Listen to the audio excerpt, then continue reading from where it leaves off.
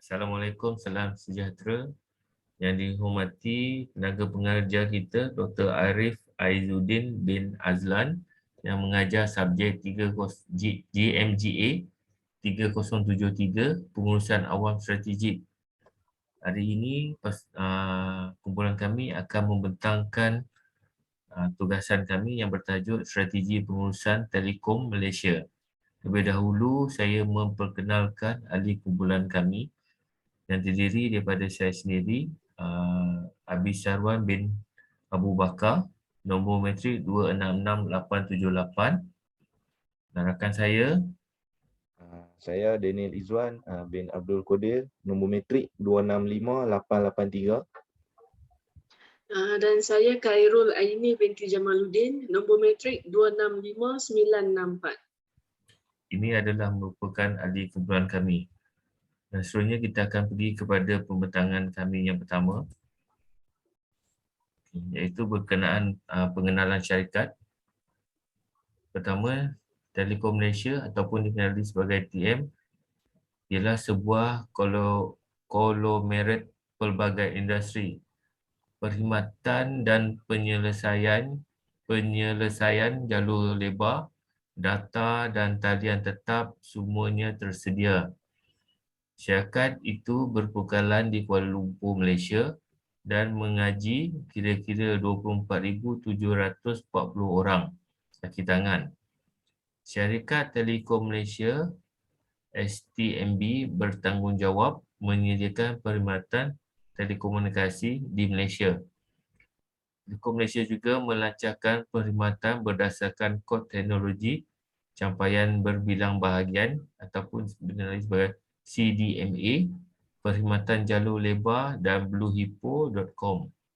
Portal internet yang memfokuskan kepada kandungan berkaitan gaya hidup.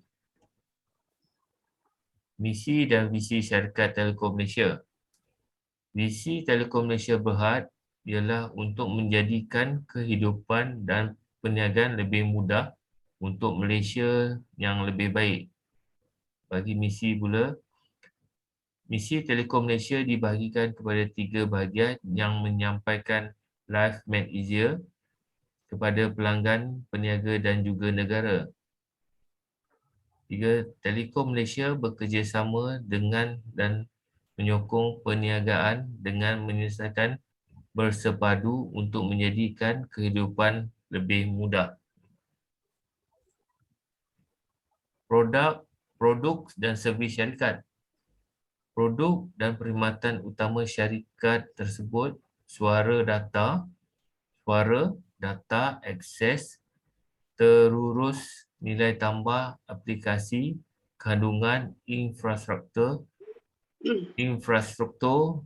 dan pengurusan dan perunding projek.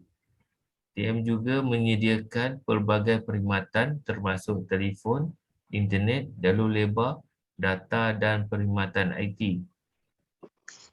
Ketiga, bagi anak syarikat antarabangsa, struktur global menyediakan perkhidmatan masuk dan keluar untuk pelbagai perkhidmatan telekomunikasi seperti operasi rangkaian tetap kumpulan. Seterusnya saya serahkan kepada rakan saya, Encik Daniel. Okey, terima kasih diucapkan kepada Encik Abi. Okey, seterusnya saya akan sambung di bahagian pesaing utama syarikat Telekom Malaysia. Okey, syarikat telekomunikasi seperti Maxis, Digi dan Celcom ini telah menggunakan pelbagai strategi yang bertujuan untuk mempromosikan ciri mesra dan mudah didekati jenama mereka kepada khalayak yang lebih besar. Jumlah prestasi operasi mereka telah bertambah baik hasil daripada tindakan ini walaupun iklim perniagaan yang lebih kompetitif. Mereka juga sentiasa bersedia untuk menghadapi kesukaran pasaran telekomunikasi Malaysia dengan bertindak balas pantas kepada permintaan pelanggan mereka serta mengambil tindakan strategi untuk bersaing dengan pesaingnya. Produk dan perkhidmatan daripada Maxis, Celcom dan Digi boleh membantu pelanggan menjalani kehidupan yang lebih baik dan menjalankan perniagaan mereka dengan lebih cekap. Okey, antara isu dan masalah yang dihadapi, punca kemerosotan nilai ini adalah kos yang terlalu mahal disebabkan oleh keadaan industri dan ekonomi pada masa kini. Kemerosotan dalam hasil dan keuntungan adalah salah satu cabaran atau isu yang dihadapi oleh Telekom Malaysia. Digi ialah pesaing utama Telekom. Digi beroperasi dalam industri perkhidmatan telekomunikasi talian tetap. Digi mempunyai sebanyak 24,410 pekerja kurang daripada Telekom Malaysia. Selain itu, Axiata juga merupakan salah satu saingan terbesar. Axiata berada dalam industri perkhidmatan telekomunikasi tanpa wire. Axiata menjana lebih banyak pendapatan berbanding Telekom Malaysia. Ini boleh menjadi perang harga antara syarikat telekomunikasi untuk bersaing antara satu sama lain untuk mendapatkan lebih banyak keuntungan. Telekom Malaysia juga menghadapi kesukaran untuk meliputi semua kawasan, bukan Unify. Ini kerana berdasarkan kajian, sekitar 180,000 pengguna tidak dapat mengakses Unify dan streaming. Okey, seterusnya saya serahkan kepada Puan Khairul Aini untuk menyambung.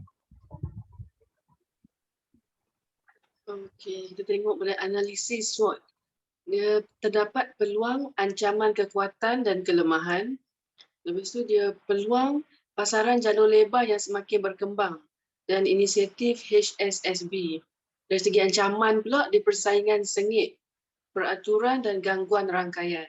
Kekuatannya kedudukan pasaran yang kukuh, asas pelanggan yang pelbagai dan pengiktirafan pasaran. Kelemahannya operasi tertumpu.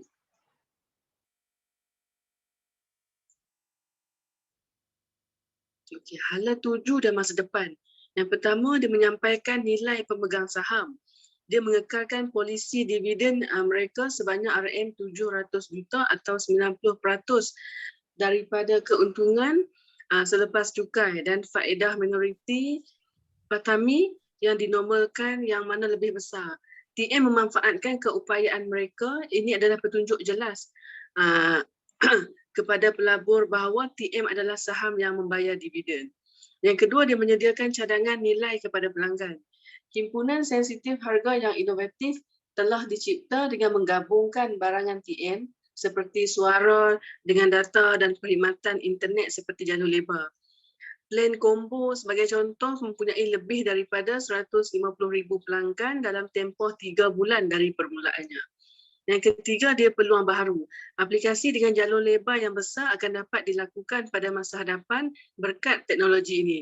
Beberapa kemungkinan lebih menarik yang terlintas di fikiran sekali ialah video atas permintaan, iaitu VOD, beli belah interaktif, iShopping, pengawasan rumah maya, VHS dan perundingan perubatan dalam talian OMC. Okey, kaki tangan TM.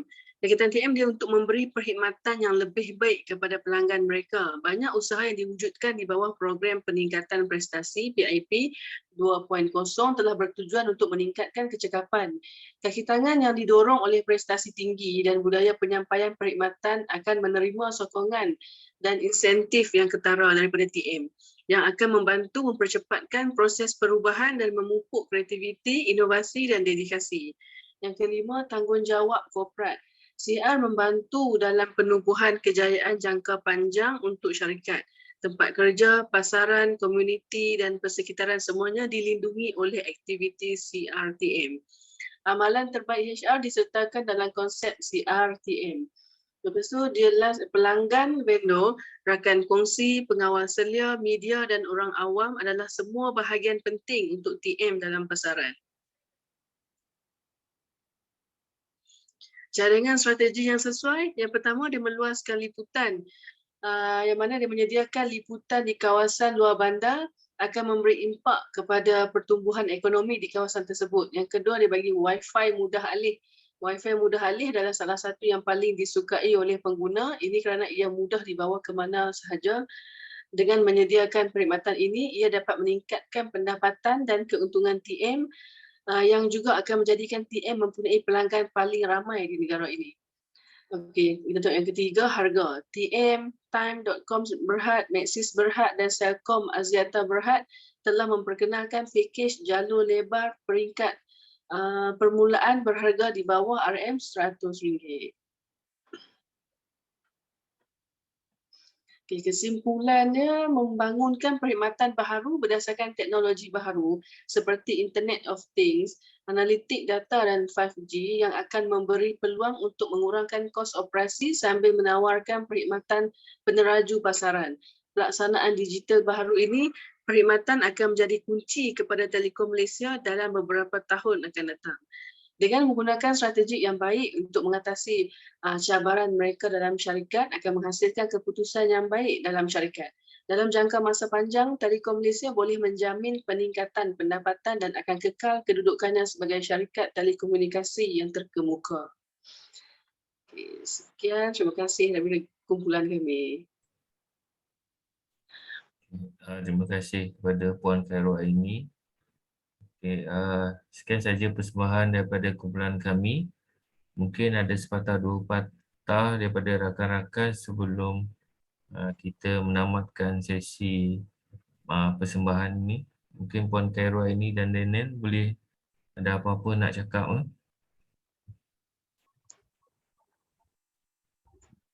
Okey, daripada saya tak ada apa, cuma kami mengharapkan pembentangan yang kami lakukan ini akan memberikan kepuasan kepada dan markah yang baik untuk kumpulan kami. Sekian, terima kasih. Sekian, terima kasih dari saya. Okey, daripada saya pun tiada apa-apa. Terima kasih kepada tenaga pengajar yang mengajar kami pada SEM 8 ni. Seperti yang Cik Daniel Izwan cakap, ini harap persembahan kami ini akan memuaskan hati tenaga pengajar kita. Okey, itu saja daripada kami semua. Assalamualaikum dan selamat malam. Terima kasih. Terima kasih.